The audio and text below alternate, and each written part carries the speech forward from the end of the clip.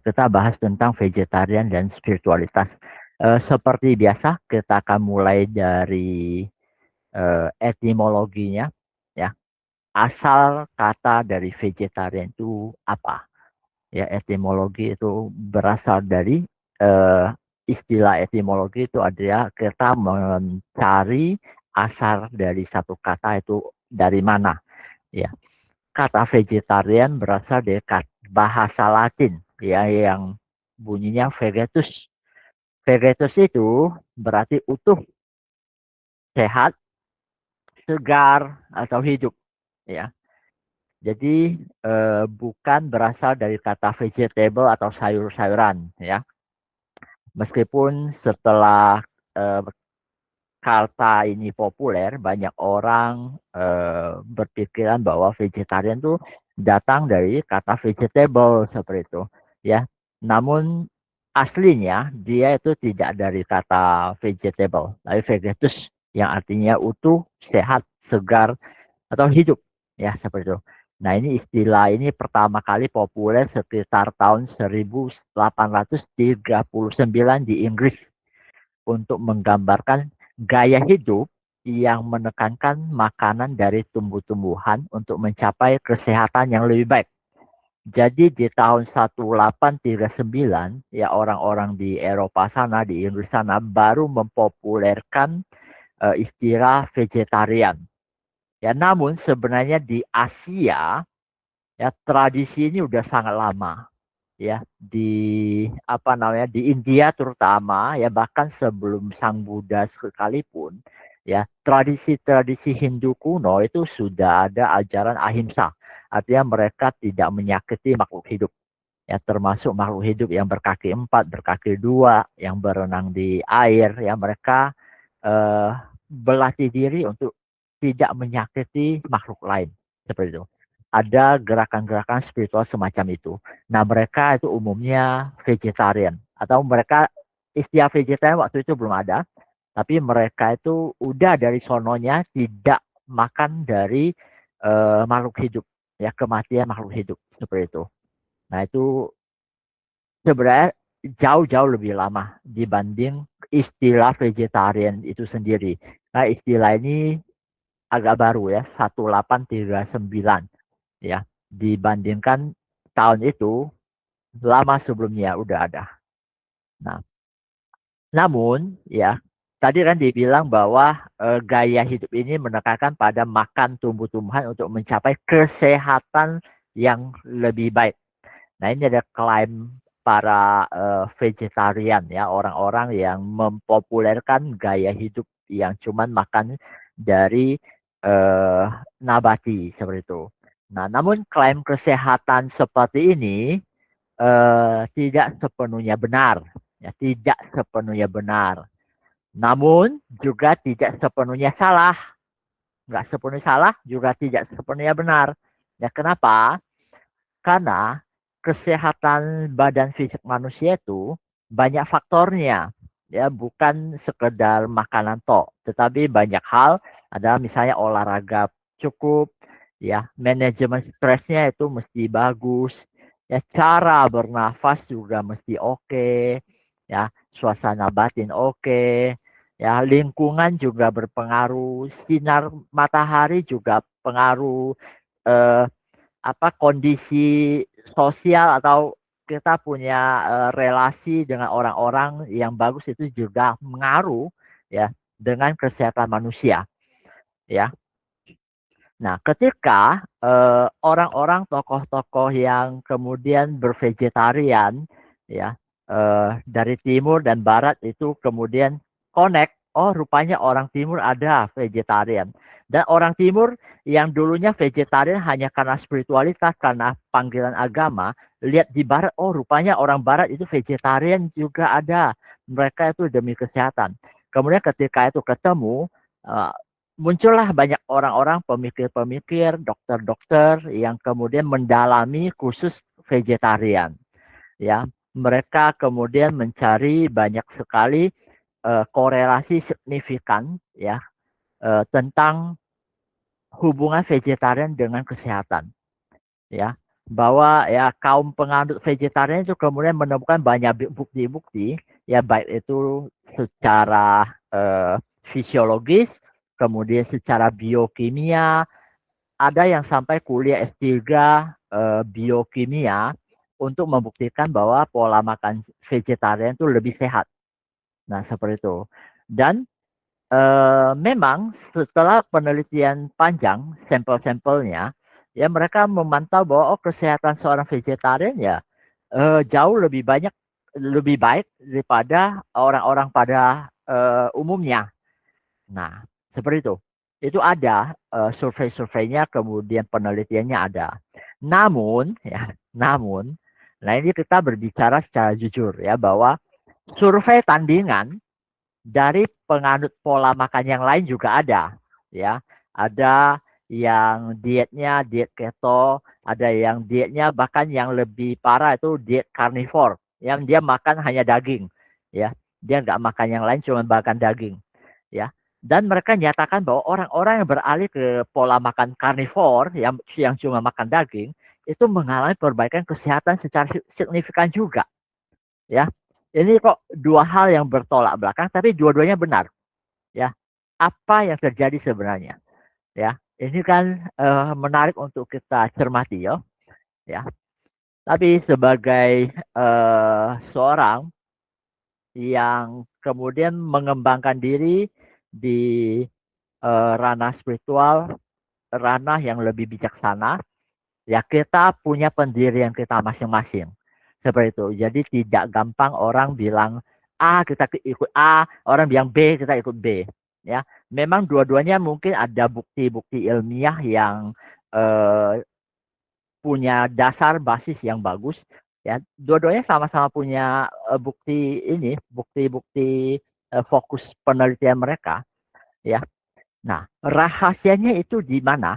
Ya, rahasianya adalah ketika teman-teman atau siapapun itu ya eh, memfokuskan diri untuk menemukan sesuatu hal, ya fokus dan intensitas kita itu akan menarik bukti-bukti yang mendukung kita. Itu jadinya pembenaran bahwa secara mendasar misalnya kita adalah seorang yang menganut vegetarian. Kalau kita fokus intensitasnya untuk mencari menemukan bukti-bukti ilmiah yang mendukung klaim kita bahwa vegetarian itu bagus, kita akan menemukan bukti-bukti itu. Ya, demikian pula ketika misalnya kita fokusnya mencari eh, mencari celah-celah bahwa vegetarian itu ternyata buruk bagi kesehatan, kita pasti juga bisa menemukan bukti-buktinya. Seperti itu. Ya, ini adalah bagaimana alam semesta ini bekerja. Ya, ini sama seperti halnya misalnya eh, kita dalam perjalanan ke tempat kerja, ya sepanjang jalan itu kita nggak fokus apa-apa, tapi ada seseorang yang sebelum kamu berangkat, dia kasih kamu clue bahwa kamu coba hitung eh, apa namanya Innova warna putih ada berapa ya di jalanan. Nah, maka sepanjang jalan itu kamu akan mawas, akan fokus pada Innova yang warna putih, yang hitam lewat ya kita nggak hitung. Seperti itu. Jadi sampai ke tempat kita akan tahu bahwa oh ada 5 atau 3 Innova putih yang pas kita lewat ada. Nah ini adalah bagaimana fokus pikiran kita diarahkan. Sama dalam kehidupan kita, ketika kita fokus ke satu hal, mencari tahu satu hal, kita akan menarik bukti-bukti itu seiring perjalanan waktu. Ya, jadi mana yang benar? Tidak ada. Ya, kebenaran itu relatif di sini. Ya, jadi rahasianya apa? Kenapa orang ketika dia eh, melakukan diet ya dengan cara yang dia yakin bahwa itu sehat, itu akan jadi sehat. Nah, rahasianya di sini. Ini adalah rahasia dari proclaiming ya, dan memanifestasikan realitas. Ini sama seperti ketika teman-teman belajar di hipnoterapi bahwa oh 3, 2, 1 kamu akan tertidur dalam hitungan ketiga ya 3, 2, 1 plek kamu tertidur. Artinya kita udah memberikan aba-aba, kemudian kita lakukan stepnya. Nah, kita melakukan proclaiming, artinya apa yang akan kamu lakukan dan kamu akan mendapatkan itu. Ya, ini proclaiming. Jadi ketika kita melakukan itu, kita akan mendapatkan itu.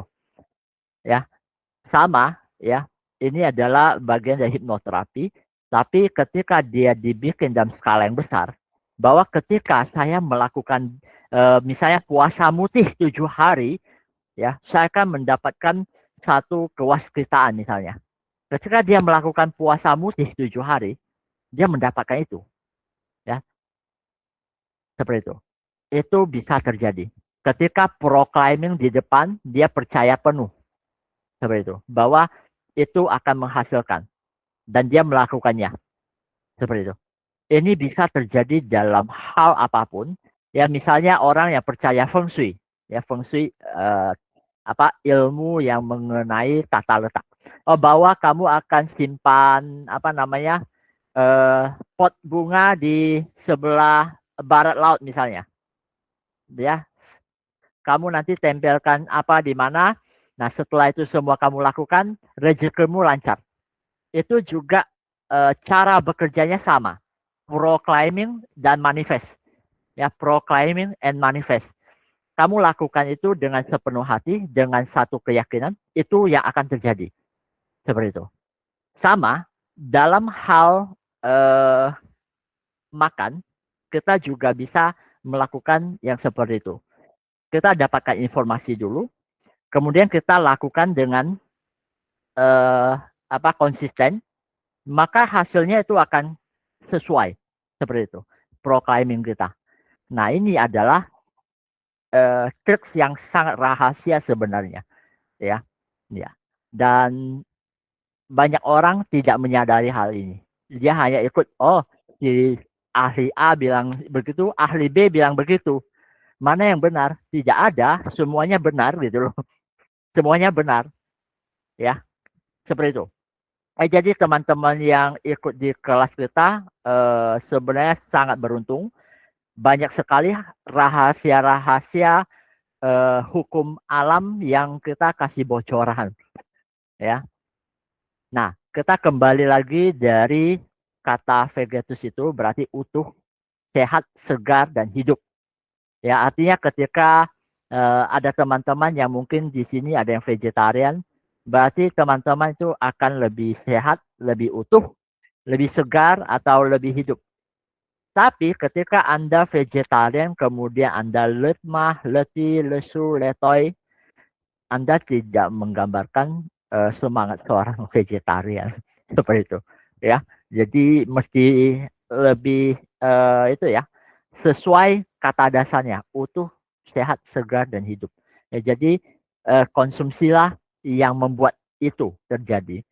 Ya, jadi esensi dari vegetarian yang sesungguhnya itu semestinya adalah cinta kasih pada kehidupan. Ya, jadi semua alasan-alasan lainnya tentang etika, tentang kerusakan lingkungan, tentang yang lain-lain, pondasinya tidak terlalu cukup kuat. Ya, esensi yang semestinya yang paling dalam di dasar itu adalah cinta kasih pada kehidupan. Kita mencintai kehidupan kita. Makhluk lain juga punya kehidupan dan mereka mencintai kehidupan mereka. Bahkan seekor semut paling kecil pun, ketika kita misalnya pakai dupa, ya kita mau membakar dia pakai dupa, dia lari, takut akan kematian, menyelamatkan hidupnya. Semua makhluk, ya termasuk yang paling kecil, ya. Memang sangat mudah untuk memusnahkan kehidupan, ya seekor tikus misalnya, plek mati itu kan, gampang sekali. Tetapi tidak ada siapapun yang bisa menghidupkan kembali, ya seperti itu. Memberikan kematian itu sangat mudah, ya memberikan kehidupan dan merawat kehidupan itu tidak mudah. Itu butuh orang-orang yang benar-benar kuat, seperti itu.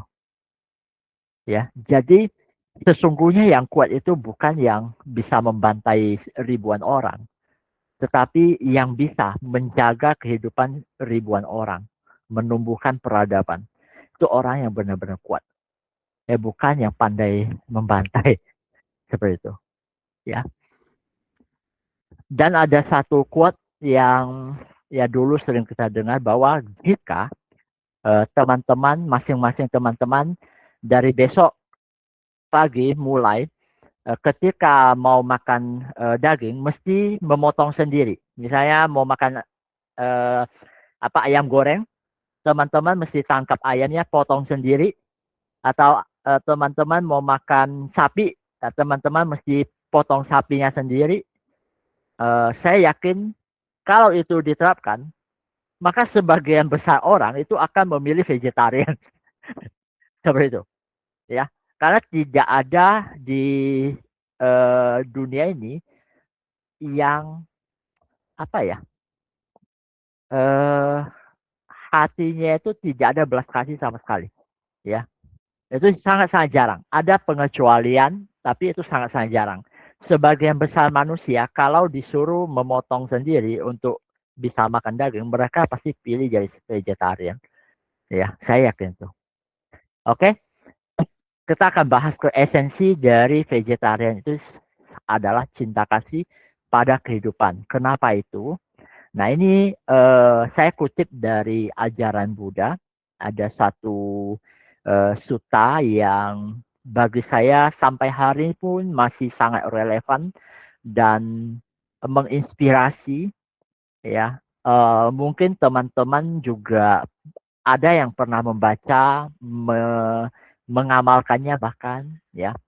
Nah, dikatakan bahwa ada sekelompok biksu yang kemudian diajarin Buddha untuk meditasi di satu tempat, ya, di kaki gunung gitu kan, sekelompok ada 500-an lah kira-kira. Nah, kemudian ketika dia sampai di sana, oh tempatnya bagus, ada aliran sungai, tepi tepi sungai gitu kan. Kemudian mereka tinggal di sana dan mereka itu mengganggu makhluk-makhluk halus yang tinggal di sana. Ya, akhirnya setelah 2 malam mereka makhluk-makhluk halus itu kemudian merasa terganggu. Mereka kemudian mengganggu para biksu itu, menampakkan diri dalam bentuk yang serem-serem gitu ya. Ya, ada yang kepalanya terbang, ada yang bentuknya berantakan gitu kan. Serem banget. Akhirnya biksu-biksu itu eh, takut datang menghadap Sang Buddha. Kemudian Sang Buddha bilang eh, dengan kebijaksanaannya dia melihat bahwa tempat itu adalah tempat yang paling cocok untuk mereka. Akhirnya diajarkanlah Karania Metta Sutta itu untuk para biksu nih, 500 biksu itu diajarkan tentang ini untuk dipraktekkan. Ya, artinya mereka di dalam batin itu mengulang, kemudian dipraktekkan di batinnya. Seperti itu. Nah, isi dari Karania Metta Sutta ini apa?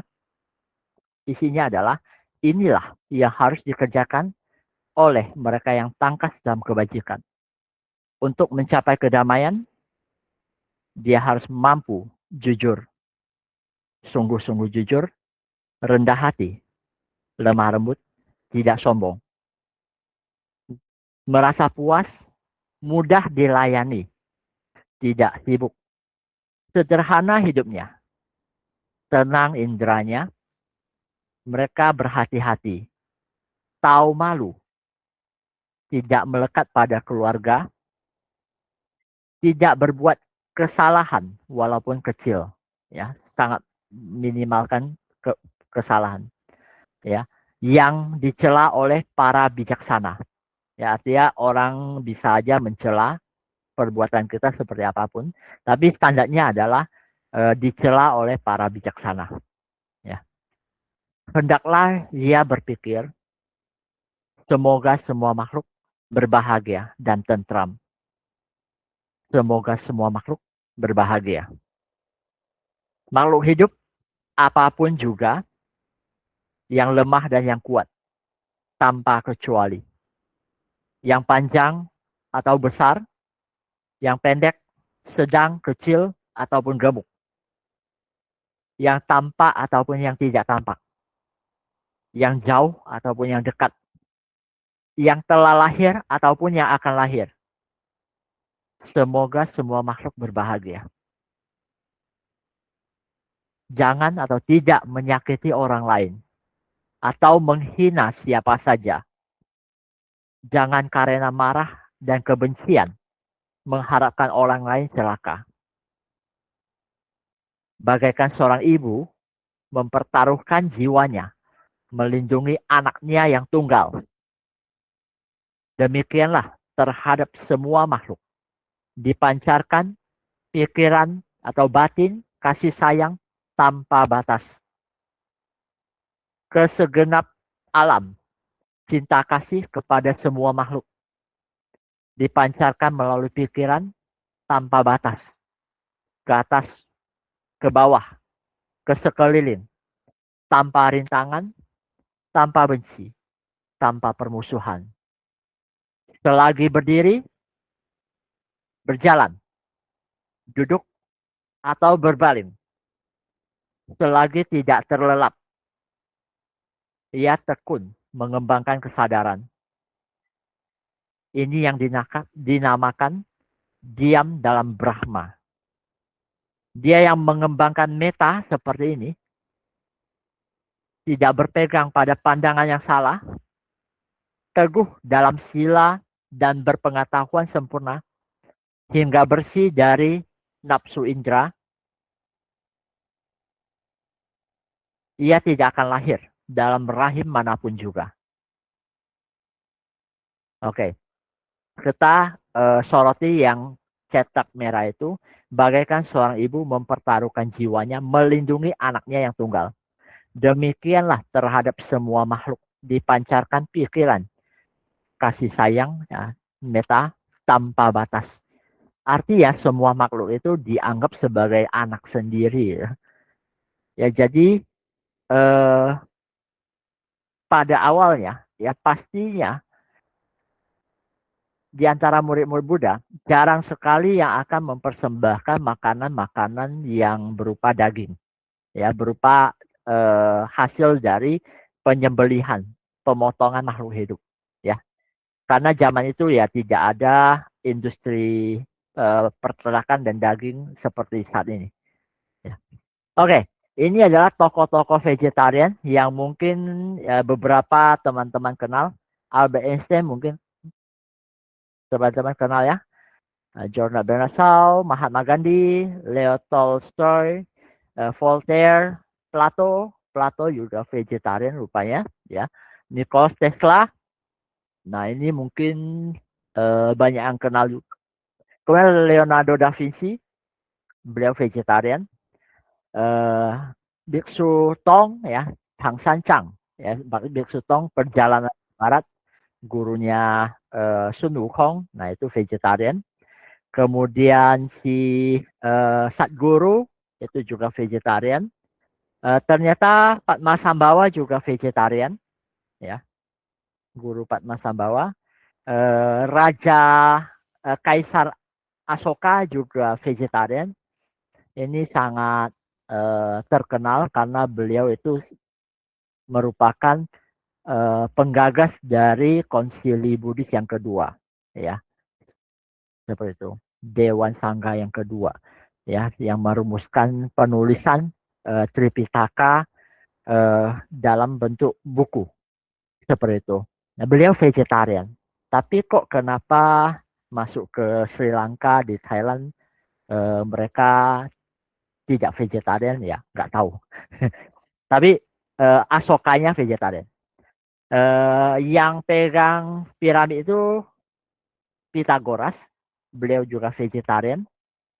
Nah, yang tengah-tengahnya ada simbol itu, nah itu namanya Mahawira. Dia sejaman dengan Sang Buddha itu sendiri, ya satu zaman, cuman keduanya tidak pernah dituliskan bahwa mereka bertemu, seperti itu, ya. Juga termasuk sangat dihormati, pelopor dari ajaran Jainisme.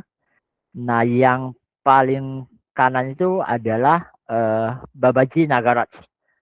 Nah, beliau juga vegetarian, ya manusia abadi, ya dan dari Babaji Nagarat di lineage-nya yang ke bawah itu semuanya vegetarian. Avalokitesvara, Kuan Yin, ya teman-teman yang memuliakan Avalokitesvara atau Kuan Yin, umumnya mereka vegetarian, umumnya. Kalaupun mereka nggak bisa vegetarian, mereka akan cari misalnya setiap bulan purnama atau cui su ya film ataupun purnama ya pas bulan mati atau pas bulan purnama mereka vegetarian seperti itu. Dan biasanya yang apa mereka yang berkiblat ke Avalokitesvara, mereka eh, kalaupun mereka tidak vegetarian, ya mereka tidak makan sapi, ya mereka tidak makan sapi. Ya. Nama Avalokitesvara, ya Awa itu melihat atau mengamati, Loki itu dunia, suara itu suara, ya yang melihat atau mengamati suara dunia. Bodhisattva yang melihat atau mengamati suara dunia. Ya, artinya dunia ini ada penderitaan apa, dia yang paling tahu. Ya, dia yang maha mendengarkan seperti itu, melihat. Jadi Iswara sendiri, yang bagian belakang Iswara sendiri itu artinya dalam bahasa Sanskerta itu Tuhan, ya, yang maha kuasa atau dewa, ya, seperti itu. Nah, kemudian eh, ada beberapa teman kita yang eh, secara filosofis ya ataupun ada kedekatan eh, karakteristik antara Avalokitesvara dengan Siwa seperti itu. Ya sama-sama penganut Siwa itu mereka kebanyakan vegetarian. Siwa vegetarian, kemudian mereka tidak makan kerbau karena kerbau itu tunggangan dari Dewa Siwa seperti itu. Ya ada kemiripan di sini. Ya. Eh, kemudian ada teman-teman kita dari gereja Advent ya mereka banyak yang juga vegetarian. Kemudian mereka punya teori bahwa Yesus itu vegetarian loh itu kan. Jadi ini terjadi perdebatan di kalangan mereka sendiri, ya, karena di beberapa bab menyatakan bahwa Yesus itu roti dan ikan kan digandakan, tapi Yesus sendiri bilang bahwa eh, apa semua kehidupan itu suci itu. Ya ada bab-babnya lah, mereka punya pembelaan mereka sendiri.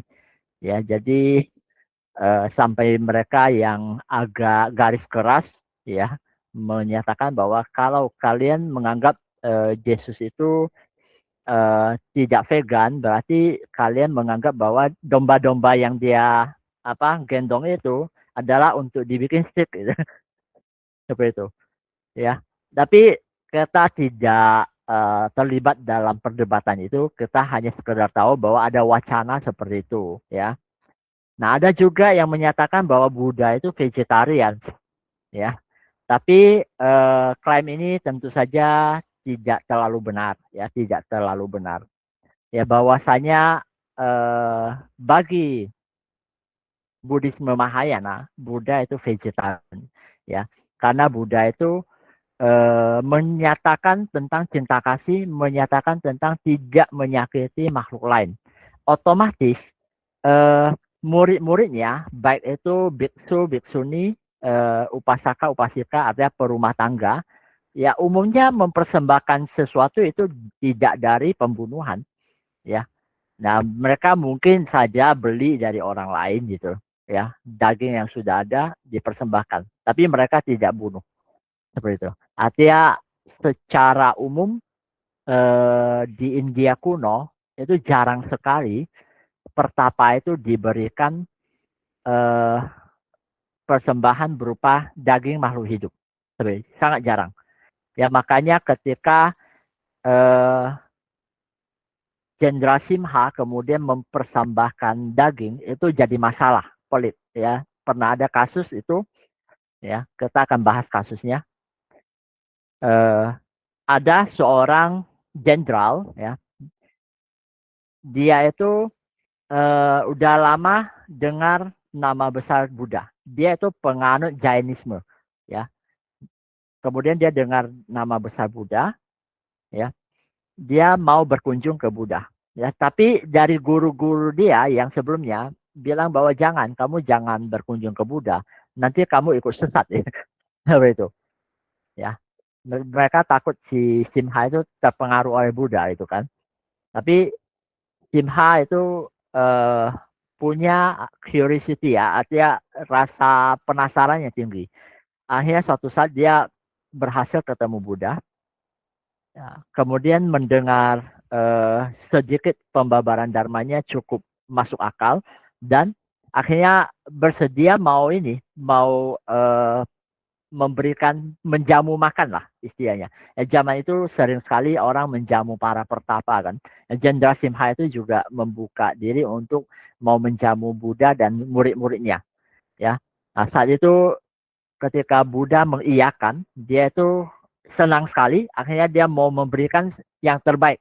Akhirnya termasuk adalah persembahan-persembahan daging, ya, makanan-makanan daging. Nah, inilah yang kemudian kemudian dipermasalahkan oleh pertapa-pertapa guru-guru Simha yang sebelumnya. Dia bilang, wah, itu seorang pertapa nggak suci itu. Dia masa makan daging makhluk hidup itu kan.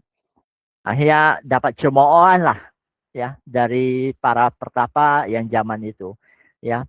Nah, saat itu baru keluar bahwa Buddha bilang persembahannya itu tetap bagus, ya, tidak ada masalah, ya. Dan dari itu baru keluar yang namanya Jiwaka Sutra, bahwa daging boleh dimakan asal memenuhi 3 syarat. Pertama, tidak melihat proses pembunuhan binatang tersebut. Kamu boleh makan. Itu ya. Syarat pertama. Syarat kedua, kamu tidak mendengar suara pembunuhan atau pemotongan binatang tersebut. Ya. Kamu tidak melihat, tidak mendengar. Nah, yang ketiga adalah kamu tidak meragukan, tidak curiga bahwa binatang itu khusus dibunuh secara khusus untuk kamu makan. Seperti itu, ya. Jadi ada tiga syarat bahwa daging itu boleh dimakan, seperti itu. Jadi para biksu itu gimana? Para biksu nggak mikir apa-apa, dikasih apa makan apa gitu.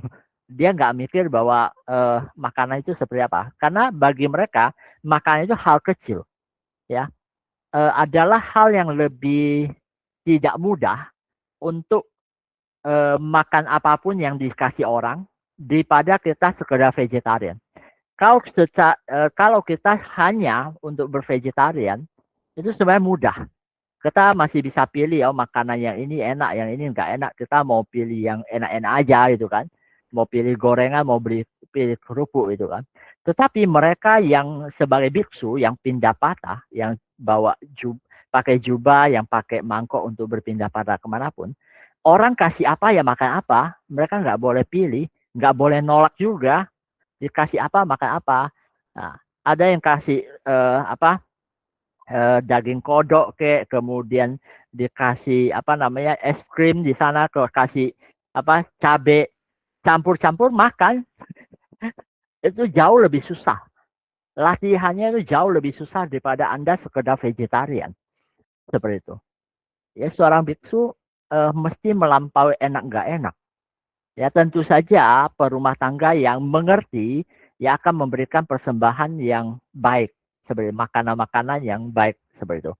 Ya, jadi teman-teman yang bijak, ya, sebisa mungkin kalau mempersembahkan makanan kepada biksu atau pertapa manapun, upayakan untuk yang non hewani, ya, seperti itu. Apalagi kalau teman-teman dengan sengaja potong babi, potong sapi atau potong ayam khusus untuk pertapa tersebut atau orang suci tersebut, itu menyalahi aturan sebenarnya. Seperti itu, ya. Jadi sebisa mungkin. Nah, di bagian bawah ada penjelasan bahwa biksu tidak boleh makan 10 jenis daging binatang, buas, dan manusia. Nah, daging ini tidak boleh dimakan daging manusia, daging gajah, kuda, anjing, hina, ular, beruang, singa, harimau, dan macan tutul, ya. Nah, terutama bagi yang apa ngelingnya itu ke Kuan Yin, mereka tidak makan sapi. Seperti itu. Ya, serta daging yang dibunuh khusus untuk mereka, dilihat, didengar atau diragukan. Ini adalah aturan kebiksuan ya, ada seperti itu. Jadi mesti makan daging yang bersih katanya. Seperti itu. Orang kasih ya tanpa curiga apa-apa gitu. Ya, jadi pikirannya yang murni ya ini murni seperti itu. Ya, memang lebih tidak mudah untuk berpindah patah ya daripada vegetarian. Nah, eh, tapi apakah makanan itu menunjang pencapaian? Nah, kita simak di Sutta Buddhis ya, bahwa satu ketika ada 60 biksu, ya 60 biksu, setelah mendapat cara meditasi dari Sang Buddha, ya Buddha kadang-kadang ajarin muridnya sekelompok, oh kalian meditasi objek ini, itu kan, 60 orang yang cocok frekuensinya, kamu ke kaki gunung sana meditasi. Nah, di desa itu ada yang namanya Matika Mata. Ya, ibu dari kepala desa. Dia berdana makanan pada para biksu ini. Ya, kemudian Matika Mata ini juga mendirikan satu wihara untuk para biksu bertempat tinggal selama musim hujan. Ya, satu hari Matika Mata ini bertanya pada biksu bagaimana cara-cara meditasi. Nah, biksu itu yang ngajarin, oh kamu meditasi itu begini caranya. Duduk, amati tubuh fisik kamu, ya, daya rambut, kemudian tulang, kemudian mata, kemudian telinga, kemudian kulit, kemudian semua tulang-tulang di bagian dalam-dalamnya, aliran darah dan sebagainya. 32 unsur bagian tubuh itu dari pengamatan. Nah, kemudian si Matika Mata ini melaksanakan meditasi dengan rajin, akhirnya mencapai 3 mangga dan pahala. Ya, ini artinya dia akhirnya kebuka wawasan yang lebih tinggi. Ya, pandangannya terang. Jadi dia jadi pandai menganalisis sesuatu. Ya, kemampuan batinnya juga berkembang. Ya, jadi biksu-biksu itu belum mencapai, dia udah capai duluan. Akhirnya muridnya itu diajarin sedikit aja dia udah capai duluan. Ya, para biksu itu yang 60 orang itu belum ada yang capai di sana, dia duluan capai. Ya. Nah, dengan munculnya berkah mangga dan pahala, dia dapat melihat dengan mata batin bahwa oh para biksu itu belum mencapai mangga dan pahala. Ya, dia juga tahu para biksu itu punya cukup potensi untuk capai kesucian tertinggi. Tapi mereka perlu makanan yang cukup bergizi. Ya, karena tubuh mereka itu lemah mempengaruhi pikiran dan konsentrasi. Nah, kata-kata di sini memerlukan makanan yang cukup dan penuh gizi, ya. Ini menjadi pondasi bahwa makanan memang menunjang pencapaian batin, ya. Maka Matikama menyediakan makanan pilihan untuk mereka dengan makanan-makanan sesuai, pengendalian benar. Para biksu itu akhirnya semuanya dapat konsentrasi dengan baik dan mencapai arah, ya, mencapai kesucian seperti itu. Nah, ini kisahnya, ya. Next adalah kita berbicara dalam lingkup yang lebih luas secara energi dan spirit daya hidup. Bahwa di sepotong daging itu pasti ada residu-residu kesadaran dari kehidupan.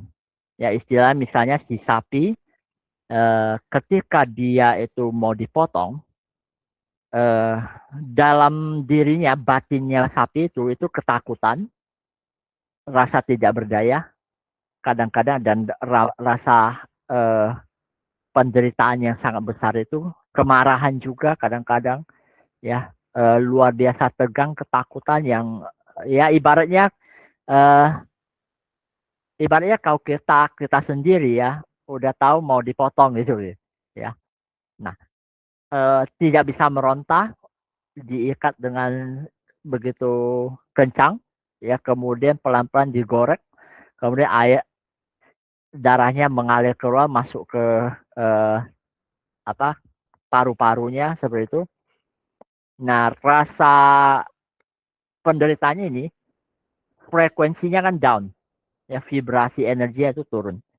Nah itu tersimpan dalam memori di daging, di apa residu itu tersimpan di daging-dagingnya seperti itu. Adrenalinnya, ya ada hormon-hormon adrenalin, ada toksitosin segala macam, ya biokimianya itu hormonnya itu kacau seperti itu. Ya, itu secara energi. Ya, seperti itu. Jadi bagian kedua adalah bahwa setiap partikel kecil tubuh kita dari ujung jari kuku kaki sampai rambut kita yaitu tersusun dari materi biokimia makanan yang kita makan, ya. Artinya apapun yang masuk ke tubuh kita, ya, itu kemudian diproses secara unik, ya, biokimia yang ada di tubuh kita, bakteri-bakteri yang ada di tubuh kita, kemudian kode genetik di tubuh kita, ya, kita punya DNA, ada kode genetiknya menciptakan realitas fisik kita. Ada tulang-tulang kita ya setiap berapa bulan sekali ganti yang baru. Liver kita itu setiap berapa berkala itu ganti yang baru sebenarnya. Ya, setiap sel itu tergantikan dengan sel yang baru. Terbentuk dari substansi makanan yang terserap dalam tubuh kita. Ya, realitas fisik itu berpengaruh pada batin kita. Secara langsung ataupun tidak langsung itu berpengaruh. Seperti itu. Ya ada teman-teman kita yang masih bisa melacak ya kalau ada makanan dari daging dia bisa lacak energi dari daging itu ya seperti itu. Nah bagi kita makanan itu pilihan ya mau daging mau sayur atau buah tapi bagi si ayam misalnya itu ada hidup dan matinya mereka begitu. Bagi kita pilihan bagi mereka itu hidup dan mati ya. Namun satu hal yang perlu diingat bahwa Anda tidak perlu merasa, oh saya terpaksa untuk menjadi vegetarian supaya mengembangkan cinta kasih. Enggak seperti itu ya. Ketika cinta kasih itu berkembang, sendirinya kita akan mengurangi makanan yang vibrasinya agak penuh penderitaan, penuh ketakutan seperti itu. Ya. Nah, dan setiap orang ada divine timingnya, ada momennya ya, seperti itu. Ada momennya masing-masing, seperti itu. Ya. Nah, ada beberapa kekeliruan pandangan ya bahwa vegetarian itu pasti lebih suci. Enggak begitu kok. Ya sama manusia sama darahnya masih merah. Ya, sama masih punya pikiran-pikiran jahat, kadang-kadang masih senang marah-marah itu banyak kok ya. Tidak mesti jauh lebih suci enggak ya. Pasti ada pengecualian seperti itu. Bahwa vegetarian pasti lebih sehat itu juga enggak. Ya, banyak kok vegetarian yang juga bermasalah di kesehatan. Ya, tapi ya relatively mereka yang menjalankan pola makan vegetarian dengan cara yang sehat bisa ya. Dengan cara yang salah juga ya pasti sakit. Ya, karena vegetarian cuma pilihan untuk tidak makan makanan hewani.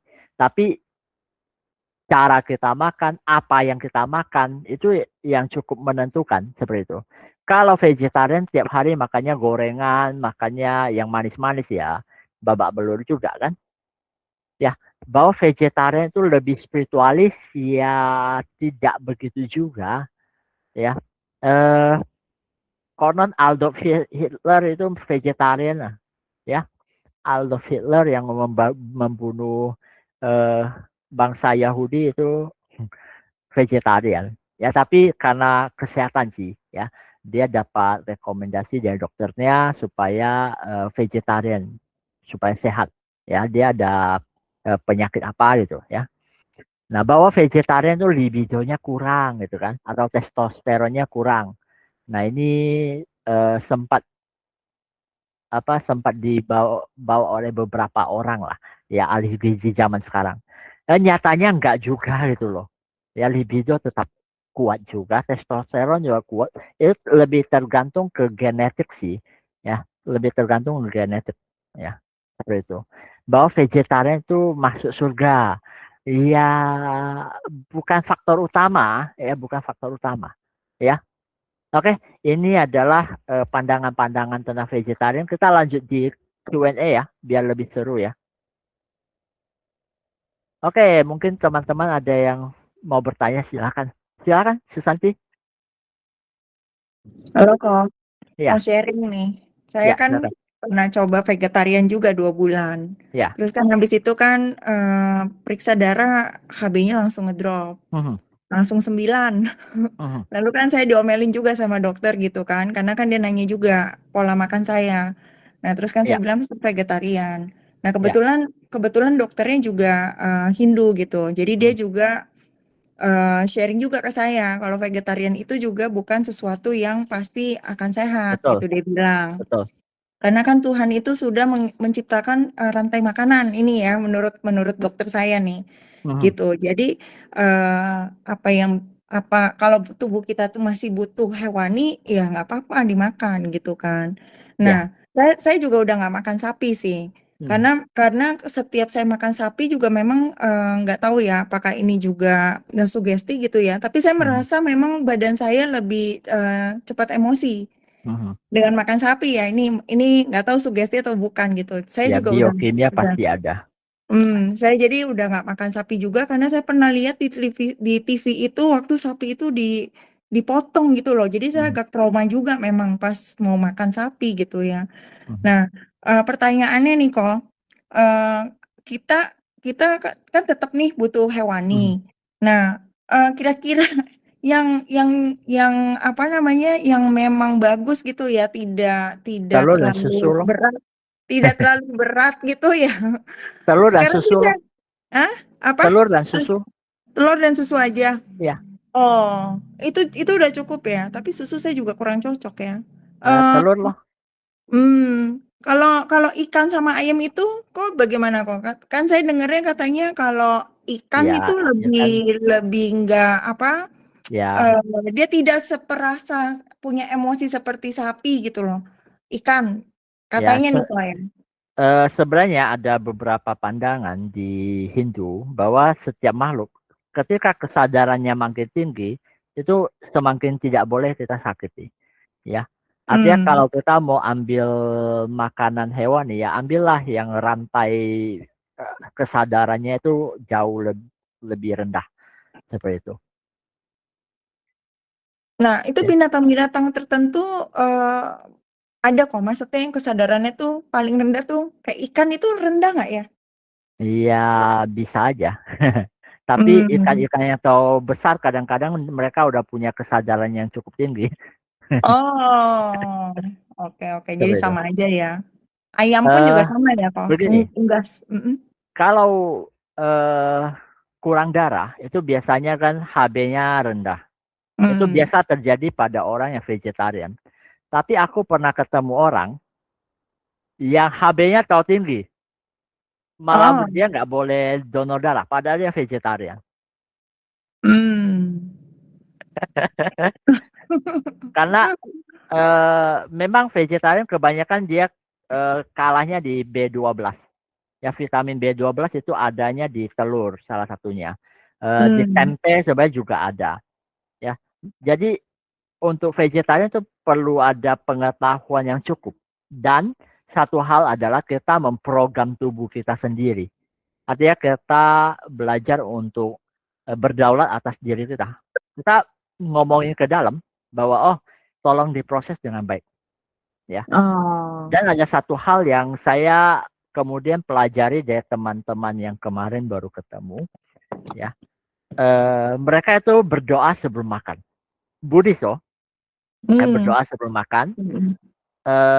Karena saya peka dengan energi, saya tahu ya ketika mereka mengetupkan tangannya dan berdoa yang kira-kira 1 atau 2 menit itu, energi itu langsung berbeda.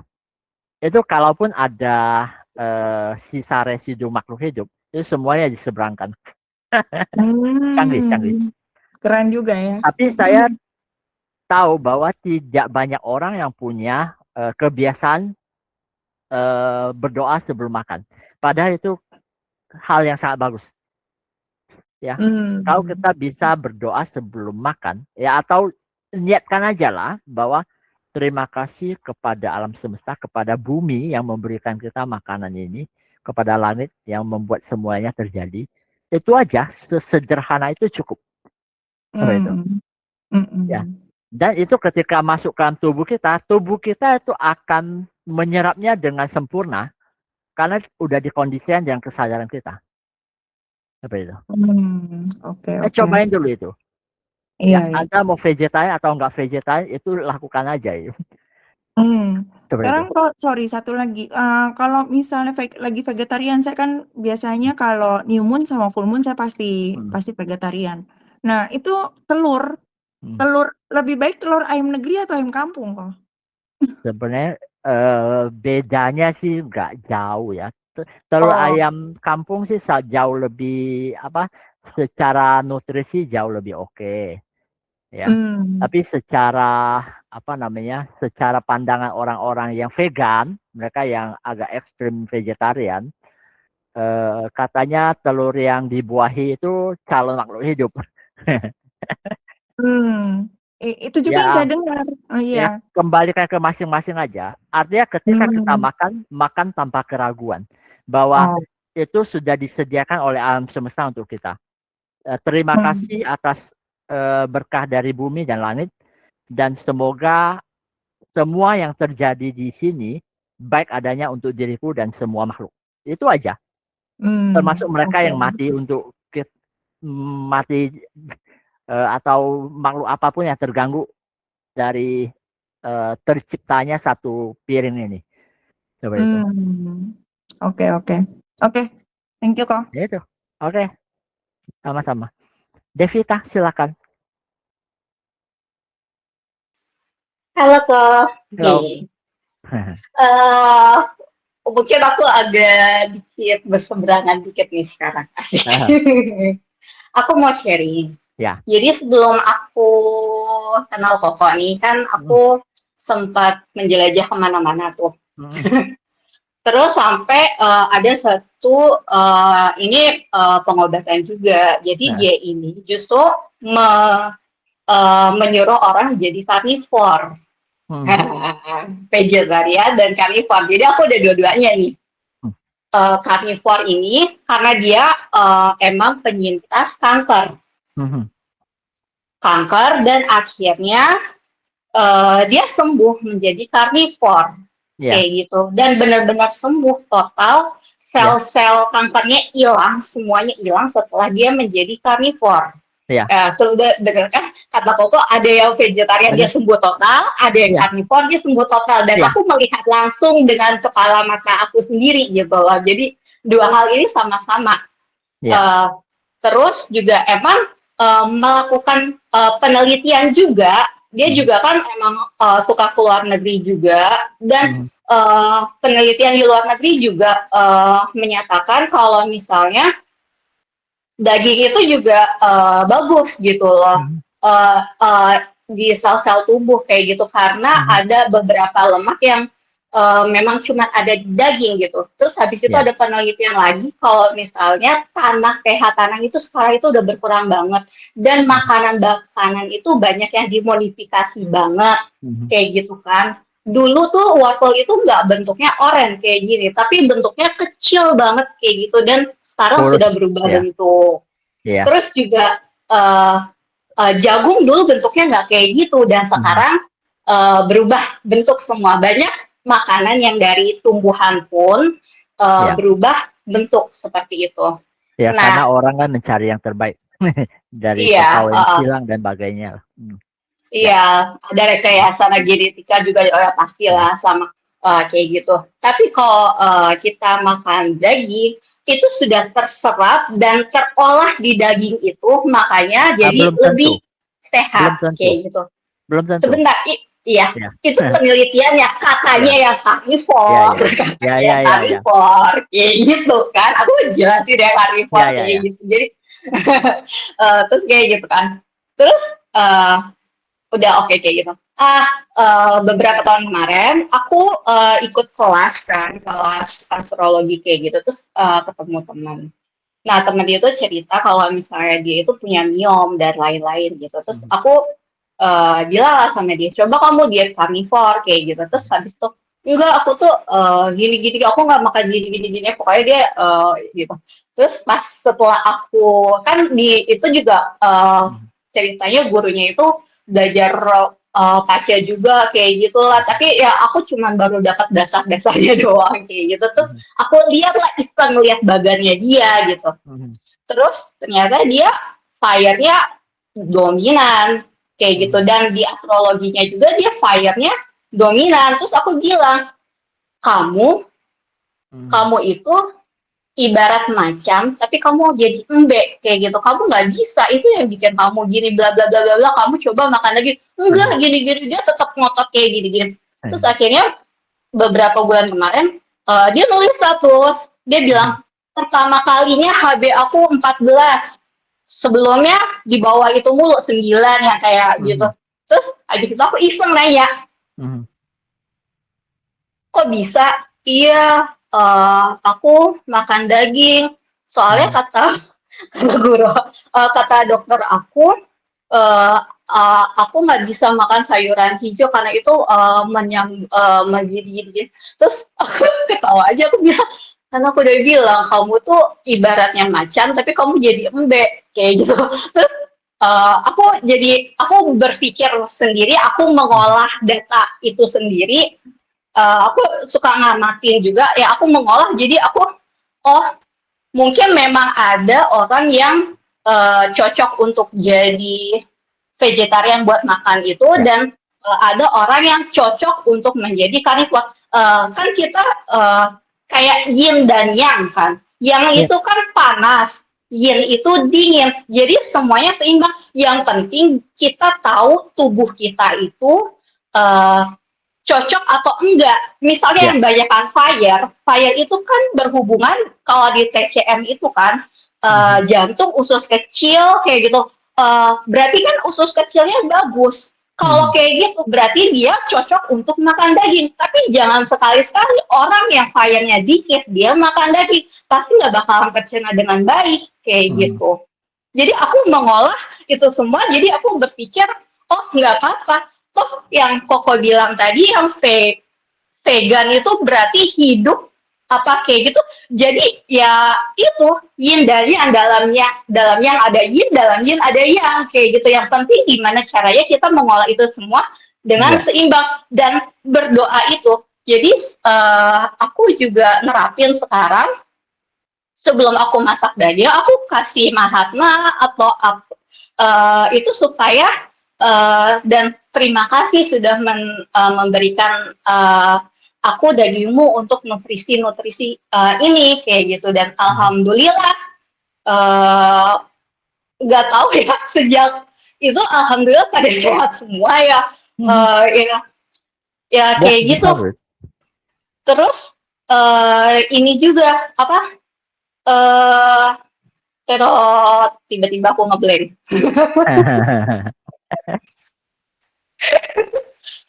Apa ya, aku kan jadi ngeblank. Kenapa tiba-tiba aku ngeblank? Aduh ya tadi lancar banget. Bahwasanya orang-orang vegetarian mereka juga punya data mereka.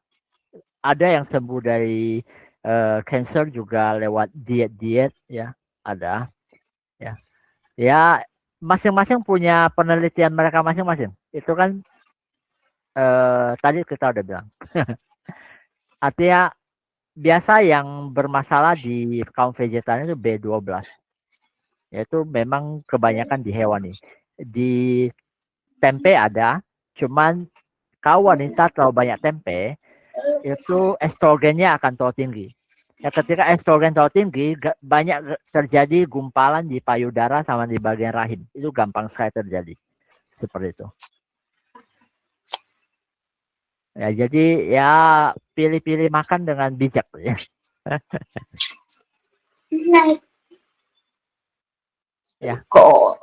Dan satu hal adalah bahwa makan itu tidak bukan segalanya gitu. Hal makan itu bagus kalau kita bisa memberi atensi di sana, tapi itu bukan segalanya. Seperti itu.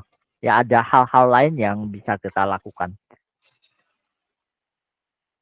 Ya. Oh, iya ini juga tadi. Oh, aku ingat aku mau ngomong apa tuh yang tadi tiba-tiba ngeblank. Oh, makanya juga kan, walaupun aku juga nggak terlalu itu juga ya sama yang eh apa Idul Adha tuh kan, itu jadi sebenarnya eh di Islam itu kan emang boleh ya makan hewani kayak gitu dengan syarat pisaunya itu harus tajam dan didoakan dulu ya.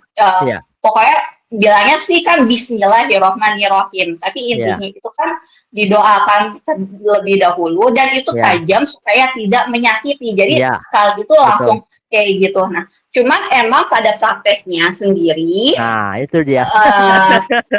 pada prakteknya sendiri, ya, balik lagi ke itu ya, apalagi ya kalau Idul Adha itu kayaknya itu nggak tahu, mungkin penyebabnya Idul Adha itu makanya jadi umat Islam itu banyak yang pada barbar atau apa, karena gimana ya, kasihan gitu orang hewan dibunuh kayak gitu, mana sapinya ngelihat hewan yang temennya yang mati baru dia kayak gitu kan, itu kayak stres banget, dan anak-anak kecil ngelihat itu kan berarti dia menimbulkan sisi psikopatnya kayak gitu, padahal sebenarnya nggak boleh kayak gitu. Kenapa? Itu balik lagi pada perjalanannya itu ya menyimpangnya ya di situ itu. Padahal sebenarnya kalau misalnya nyembelinya di pemotongan hewan yang sesuai, nggak boleh dilihat sendiri-sendiri ya, itu pasti lebih meminimalisir rasa nggak enak di dalam tubuh sapi itu kayak gitu. Jadi itu sih, cuman gimana ya cara merubahnya itu bingung juga. Nggak bisa, itu struktural. Memang diciptakan oleh Matrix, itu struktural, kecuali kamu punya kuasa yang lebih, ya masuk ke struktur loh, ciptakan sistem baru ya, dan itu nanti jadi Matrix baru lagi itu kan. Lebih baik ya urus jadi diri sendiri aja, urus diri sendiri aja.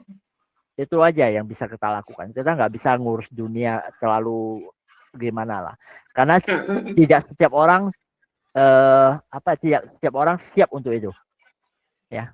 Iya, apa itu begitulah kok. Jadi yang penting itu makan dengan kesadaran, seperti itu, makan dengan cinta kasih. Oke, ini ada pertanyaan di pro dan kontra Jivaka Sutta menjadi biksu yang boleh memakan daging 3 syarat tersebut. Ya,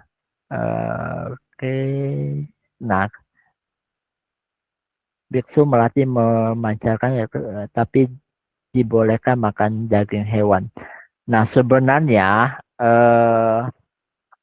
urusan makan itu urusan yang bagi Buddha sendiri itu hal yang kecil. Makanan itu penopang kehidupan. Jadi Buddha sendiri itu tidak terlalu fokus ke pro ataupun kontranya, ya. Artinya Buddha membebaskan murid-muridnya untuk memilih. Bukan memilih ya, mereka bahkan tidak memilih. Jadi Buddha mengajarkan tentang cinta kasih, tentang belas kasih. Semuanya kemudian kembali ke masing-masing untuk mempraktekkan. Jadi masalah makan itu terlalu kecil untuk dibahas lah, ya bagi Buddha ya. Jadi mereka ya orang-orang perumah tangga awam, upasaka upasika yang mendanai wihara, mendanai biksu, ya. Kalau mereka bijaksana, mereka akan menyiapkan yang hewan tidak dari pemotongan seperti itu, ya, seperti itu.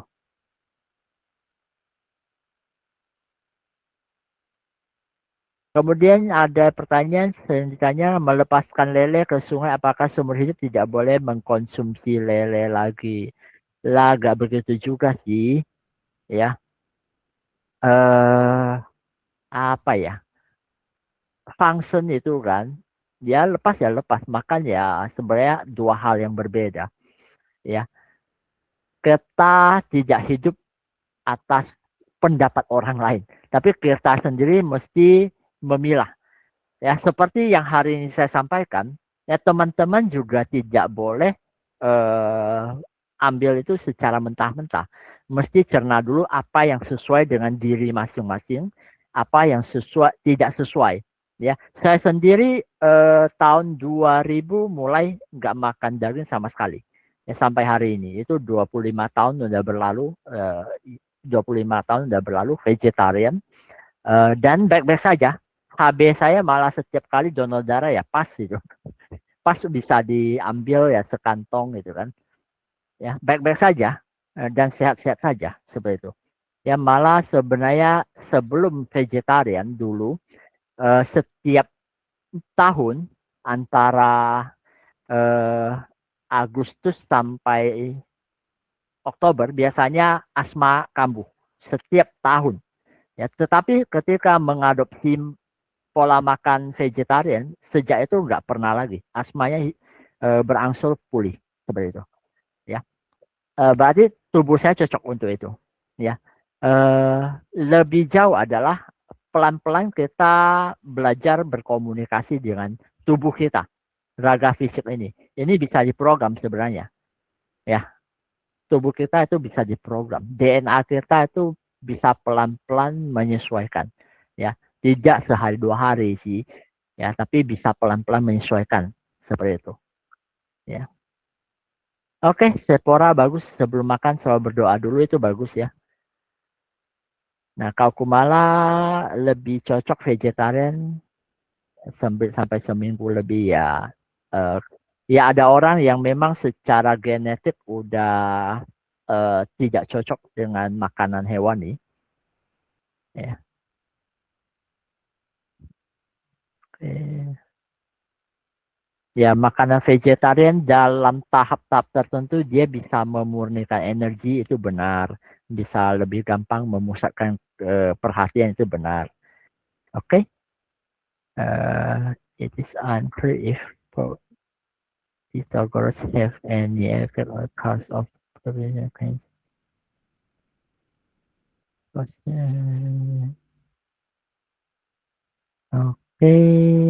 That is a funded consumption of say estrogens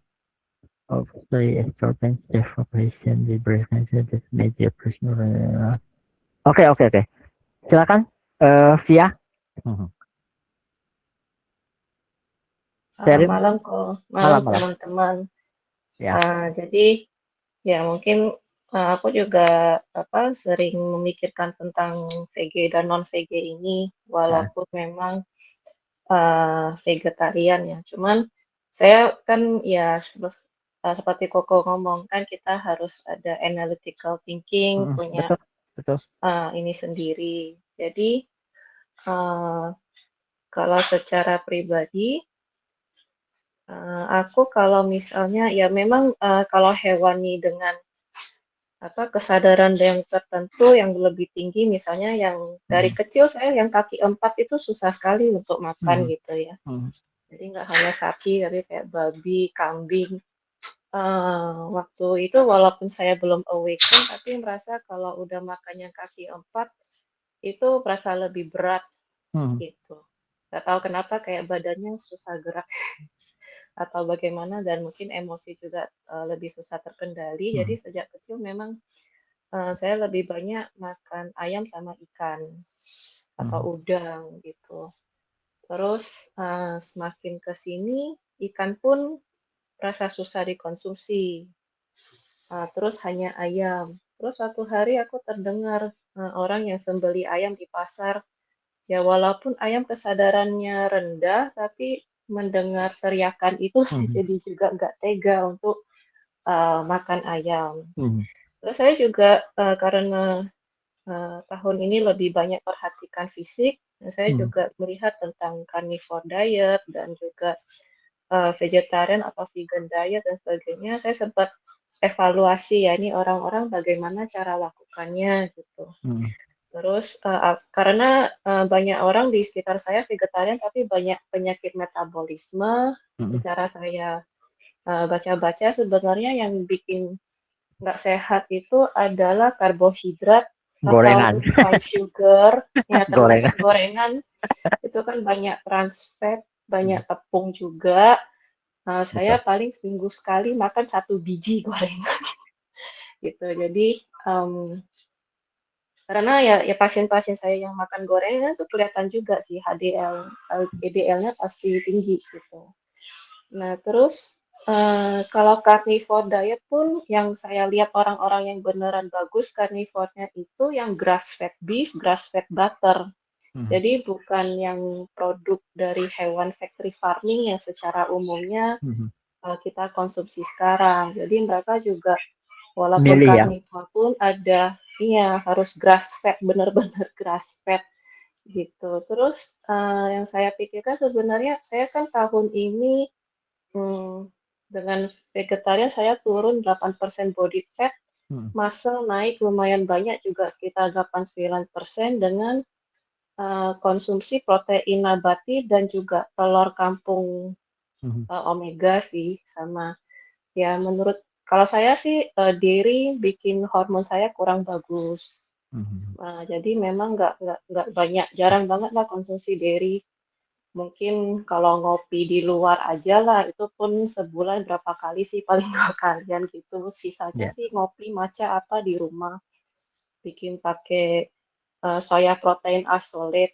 Dan setahu saya kalau isolate itu fitoestrogennya rendah. Terus saya baca-baca juga tentang tahu tempe, sebenarnya nggak ada penelitian yang saya kopas tadi, nggak ada penelitian yang jadi yang dulu-dulu orang bilang sebenarnya adalah mitos gitu. Jadi nggak ada penelitian yang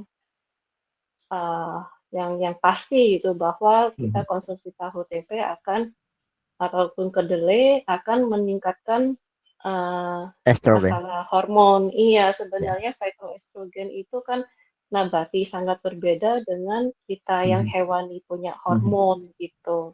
Jadi menurut saya kan juga nggak mungkin 1 hari 1 balok tempe, 1 balok tahu kan, paling ya setengah-setengah. Ada loh yang hantam tempe tahu segitu. Ya kalau saya sih misalnya tahu, tempe, kacang-kacangan sama telur kampung saya campur-campur gitulah. Jadi nggak satu, nggak ekstrim karena saya juga nggak ada cita-cita bodybuilder kan. Nah, jadi menurut saya sih yang penting variasi, terus konsumsi protein yang cukup untuk kesehatan. HB saya aman selama ini. Terus kurangi refined sugar dan karbohidrat dan gorengan sih menurut saya apapun itu kita makan ya. Jadi orang sukses carnivore menurut saya karena mereka tidak memakan yang gula, karbohidrat yang gula dan aneh-aneh itu sih, bukan karena dagingnya sendiri ya menurut saya. Tapi kalau memang banyak faktor sih. Jadi kalau memang diimbangi dengan fiber sebenarnya oke aja. Soalnya saya juga lihat ada yang carnivore seminggu pupuk sekali. Jadi pikir kan ini orang nanti masih muda ya 20 something. Kalau udah 40 something colorectal cancer-nya terjadi nggak? Kita nggak tahu ya kemudian. Betul. Ya, jadi itu sekedar sharing research saya di antara dua sisi. Menurut saya sebenarnya yang jahat bukanlah daging atau sayur, tapi yang makanan yang junk food itu sih. Iya. Thank you. Ultra processed food ya, yang agak parah ya. Oke, benar. Ya bahwasanya ya kita perlu analisis sendiri ya. Sejatinya bahwa basicnya adalah penghargaan kita kepada kehidupan. Ya bahwasanya tidak peduli apa yang kita makan, ya hormati kehidupan. Baik itu yang mereka yang mati untuk kita makan, ya, hormati itu dengan doakan, ya, seperti itu. Kalau bisa vegetarian, lebih cocok vegetarian, ya itu bagus, ya. Kalau belum bisa, ya nggak apa-apa juga, gitu loh, ya. Yang penting adalah apa ya? Makin menumbuhkan cinta kasih. Ya, lama kelamaan sebenarnya ketika kita udah menyatukan dengan cinta kasih itu sendiri, kita dengan sendirinya pasti menghindari makanan yang dari ketakutan, penderitaan, itu pasti. Ya, secara vibrasi nggak enak seperti itu. Ya. Oke. Kalau lagi vegetarian, kenapa libidonya lebih tinggi? Aneh kan? Oh, nggak apa-apa. Itu kan DNA kelinci. Kelinci vegetarian. Banyak anaknya ya. DNA kelinci. Oke, saat asumen kelihatan perbedaan orang vegetarian dan non-vegetarian. Yang vegetarian lebih besar energinya, lebih terang daripada non-vegetarian. Ya, itu secara energi ya. Kenapa bisa vegetarian? Salah satu sebab lihat sendiri roh-roh hewan tersebut menangis di atas piring. Setiap kali ke pasar, ayam disembeli menyajikan. Oke. Ya. Ya, kalau orang-orang yang bisa melihat, melacak energi dari makanan, ya umumnya mereka beralih ke vegetarian. Seperti itu. Oke, kita mungkin tutup pertemuan hari ini dengan meditasi singkat ya. Kita tujukan kepada semua makhluk seperti yang tadi kita bacakan Karania Metta Sutta, seperti itu. Kita akan meditasi Mahatma cinta kasih tanpa syarat, ya. Ini energi yang sama. Silakan ambil posisi duduk yang paling nyaman, ya. Saya share background sound. Silakan duduk di posisi yang paling nyaman.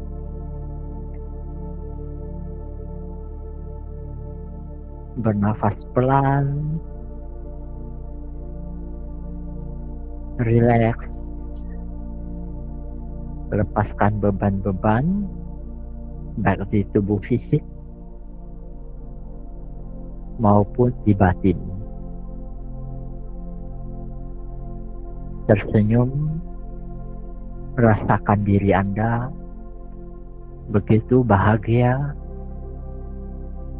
begitu dicintai tanpa syarat.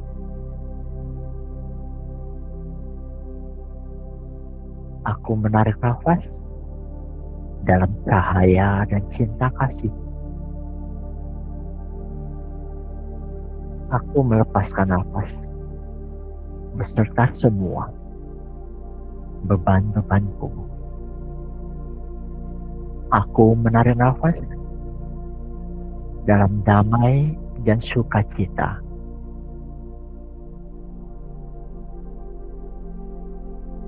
Aku melepaskan nafas beserta semua kegelisahanku.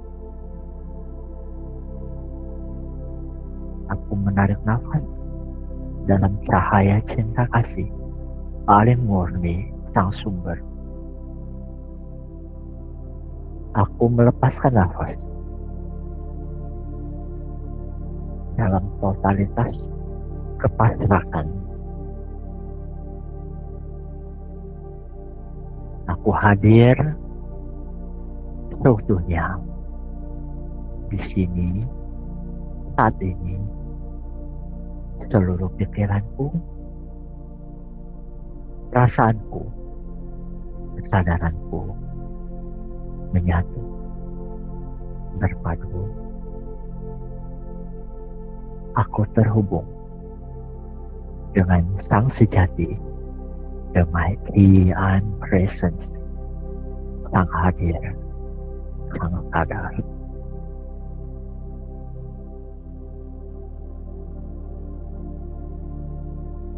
Aku terhubung dengan sumber dari kehidupan, sumber dari segala sumber.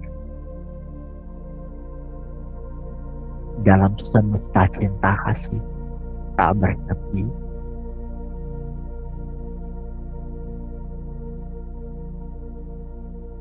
aku terhubung dengan hierarki ilahi, para Elohim, para malaikat agung, para Ascended Master, para guru suci, pembimbing yang menemaniku.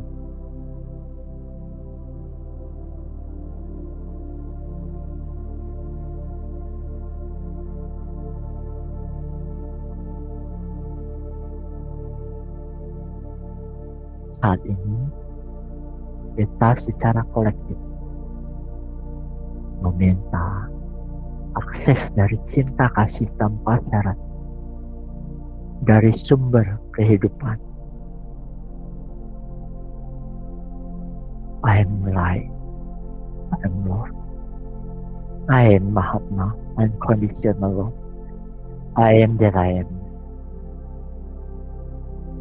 Nyatakanlah bahwa aku adalah cinta kasih, aku adalah cahaya, aku adalah Mahatma, cinta kasih tanpa syarat.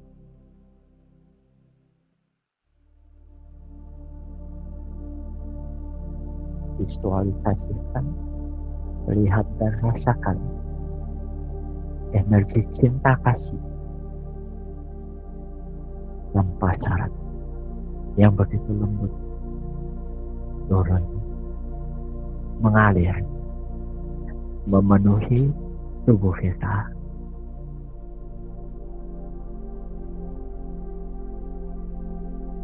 Bagian kepala, bagian dada, kedua tangan, pinggang, kaki, setiap tulang di tubuh kita,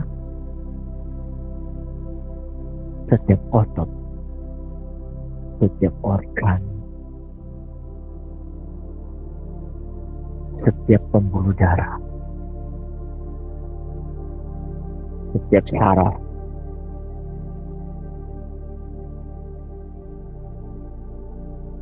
setiap keping sel darah, setiap hormon, setiap enzim, setiap komponen biokimia, setiap sel, setiap atom, biarlah dipenuhi dengan cinta kasih tanpa syarat.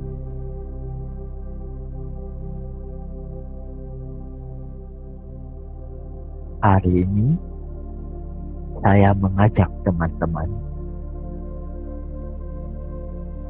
untuk memancarkan Maha Kasih ini, Mahatma ini, kepada setiap makhluk yang berkontribusi pada makanan teman-teman sampai hari ini. Setiap ayam yang pernah dimakan, setiap ikan yang pernah dimakan, setiap sapi, setiap babi, setiap makhluk hidup yang terlibat dalam makanan yang pernah dimakan di dalam piring teman-teman. Ucapkan terima kasih, terima kasih, terima kasih. Kembalilah ke sumber, kembalilah ke cahaya.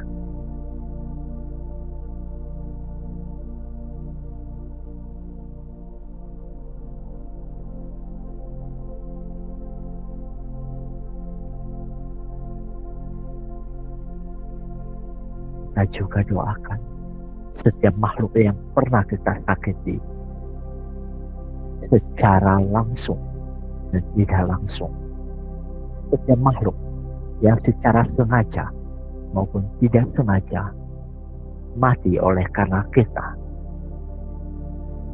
tetap pancarkan cinta kasih yang paling murni ini.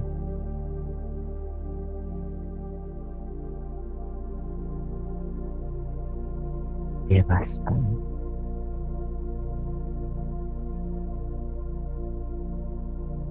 bercahaya dan kembali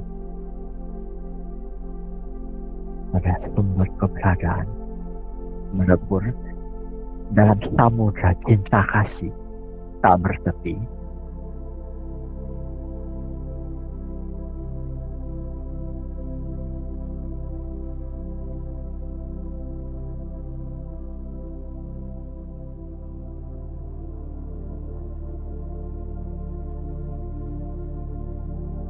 Maafkanlah kami. Terima kasih. Pulang.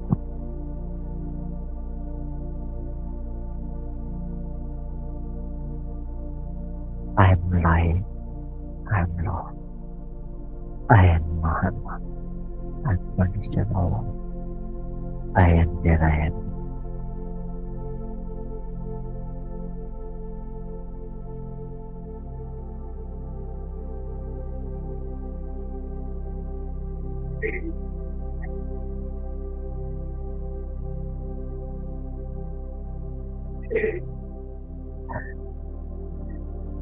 Terakhir, mari kita jangkarkan energi cinta kasih yang paling murni ini pada bumi kita tercinta. I am light, I am love, I am Mahatma unconditional love, I am that I am. Aku adalah cahaya, aku adalah cinta kasih, aku adalah Mahatma, jiwa agung, cinta kasih tanpa syarat. Dari pusat inti, dari sang sumber keberadaan, turun kepada pusat inti dari keberadaan diriku.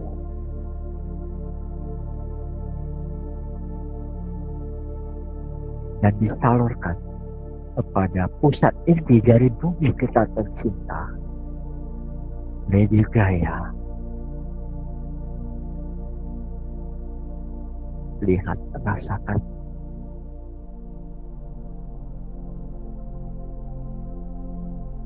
Cinta kasih yang begitu besar bagi planet bumi.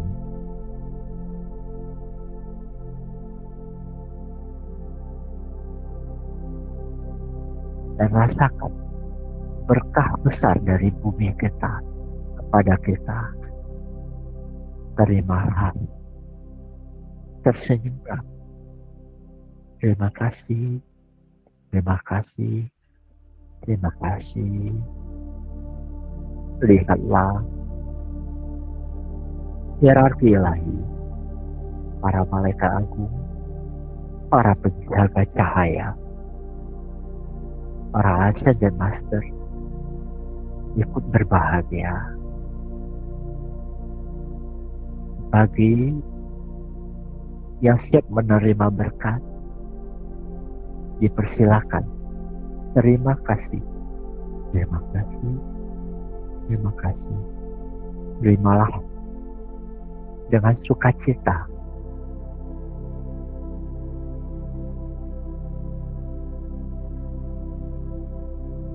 Terima kasih, terima kasih, terima kasih.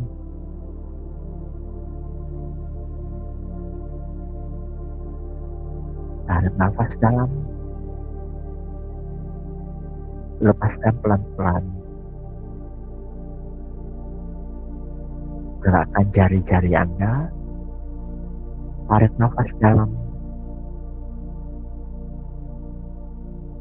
lepaskan pelan-pelan. Gerakkan bahu Anda, tarik nafas dalam,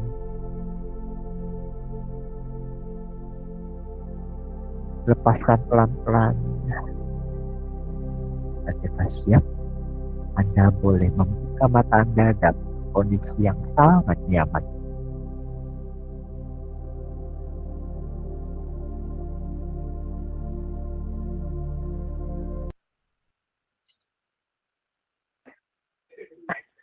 Oke, selesai meditasi kita.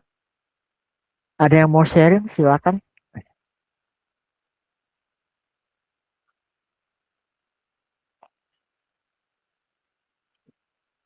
Padahal meditasinya keren loh.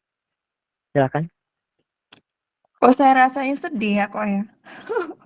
Yang waktu cinta kasih kepada bumi itu. Ya, biasalah. Ya, memang sedang ada perhitungan besar-besaran. Jadi gimana ya, mau memancarkan cinta kasih, tapi rasanya kok jadi sedih ya, aduh. Ya nggak apa-apa, lakukan aja. Ya, Hmm. Avalokita suara kan juga begitu. Ya, Ya, itu tapi aja sih. pelan-pelan nanti masuk dalam masuk dalam keseimbangan batin ya. Oke, itu aja sih kalau yang saya rasa. Ya. Thank you. Oke, thank you sharingnya. Oke, ada lagi teman-teman yang mau sharing, silakan.